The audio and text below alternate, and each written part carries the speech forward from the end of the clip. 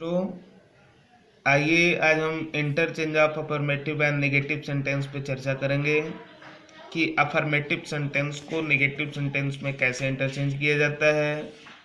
इसके कुछ रूल्स हैं। कल मैंने वीडियो में इंटरचेंज के ही नियमों को अपलोड किया था, जो असर्टिव से इंट्रोगेटिव में चेंज किया जाता है या इंट्रोगेटिव से असर्टिव में चेंज किया जाता था। आज हम बताएंगे अफर्मेटिव से नेगेटिव सेंटेंस में कैसे चेंज किया जाता है।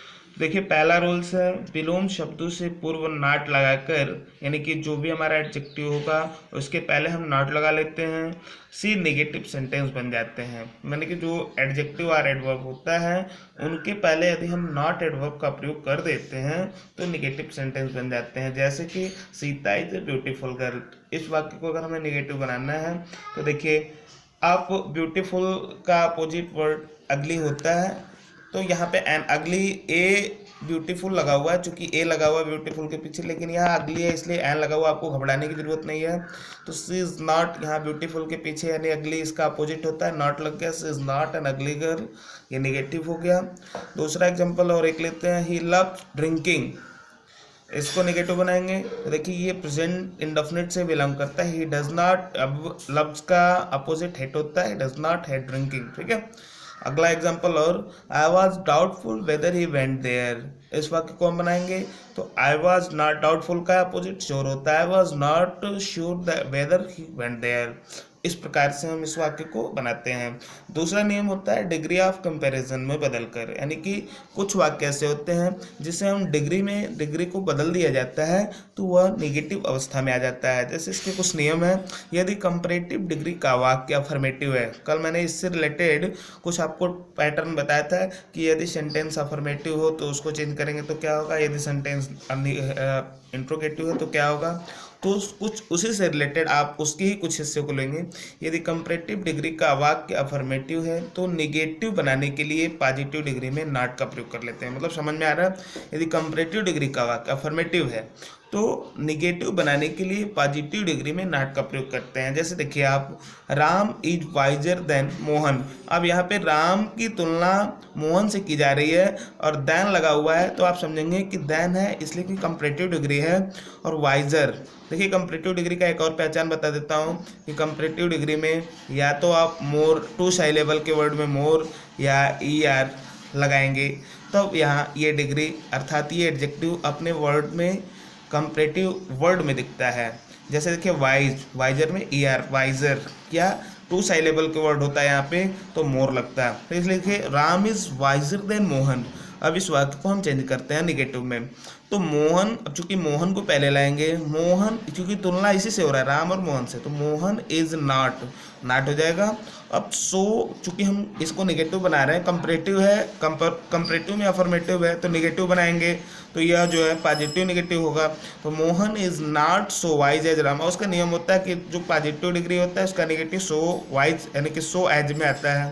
तो देखिए यहाँ पे Mohan is not so wise as Ram, क्यों, क्योंकि देखिए नॉट लगा हुआ है, सो लगा हुआ है, वाइज इसका फर्स्ट डिग्री पॉजिटिव डिग्री में हो जाता है ऊपर के नियमानुसार, और नाइज एज राम।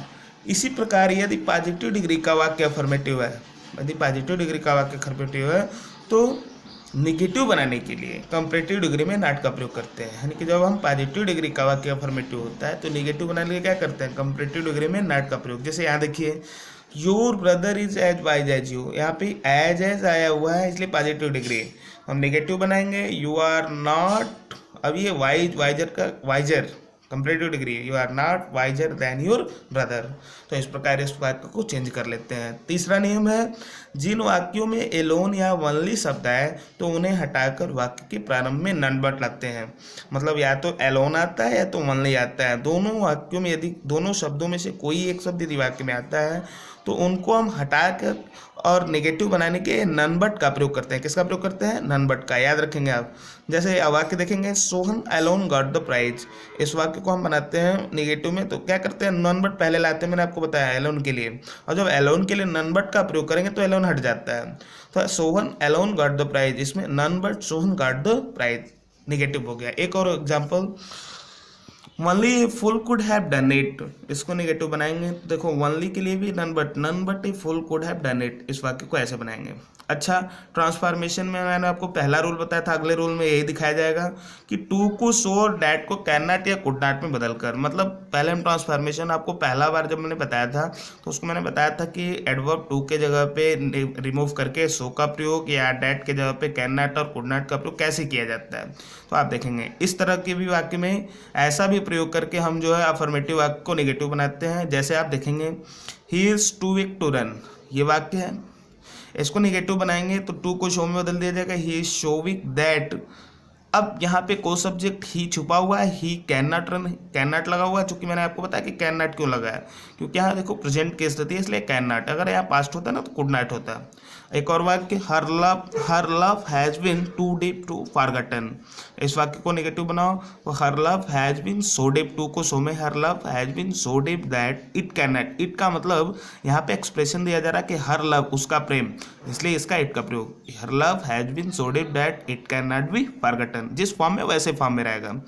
अब देखो अगला नियम है, एक और नियम मैंने बताया जा रहा हूँ मैं, एज सुन एज वाले वाक्य का नेगेटिव बनाने पर एज सुन एज के स्थान पे, मतलब कई वाक्य आते हैं, कई वाक्यों में एक ऐसा वाक्य आता है जो एज सुन एज से स्टार्ट होता है, तो ऐसे वाक्यों का नेगेटिव बनाने पर एज सुन एज के स्थान पे नो सूनर लगाइए। नो सूनर जब लगा देते हैं तो नेगेटिव हो जाता है।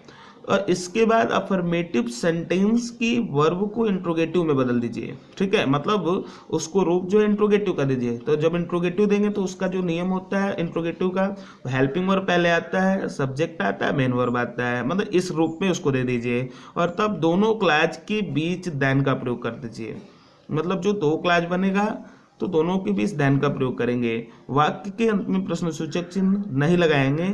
देखिए जैसे यहाँ देखेंगे आप एक example, as soon as I saw tiger I ran away, ज्यों ही, एज सुन एज ज्यों ही, ठीक है ना, इस वाक्य को ऐसे बनाए as soon as I saw tiger I ran away. देखिए इसमें दो सेंटेंस छिपा हुआ है, दो क्लास हैं, तो इस वाक्य को नेगेटिव बनाएंगे। एज सुन एज को मैंने बताया कि नो सूनर में बताइए। अब पहला वाक्य देखेंगे कि यह पहला वाक्य पास्ट इंडेफिनिट के रूप में, तो नो सूनर, अब चूंकि इसको जब हम इंट्रोगेटिव का रूप देंगे तो ये पास्ट इंडेफिनिट डिड पहले आएगा, नो सूनर डिड आई, अब ये पास्ट इंडेफिनिट डिड है फर्स्ट फॉर्म, तो अब ये साय इसलिए सी में बदल गया, did I see, no sooner did I see the tiger. अब मैंने क्या बताया कि दोनों वाक्य के बीच में देन का प्रयोग, no sooner did I see a tiger then I ran away, ऐसे होगा।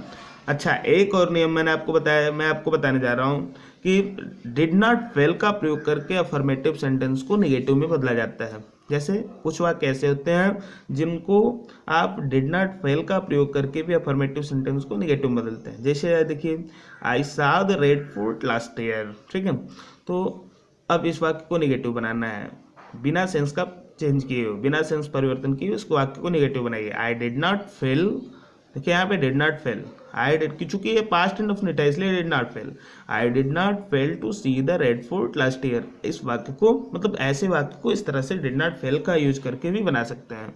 तो मित्रों आज ये अफर्मेटिव से नेगेटिव सेंटेंस में इंटरचेंज के नियम यहाँ पे समाप्त होते हैं।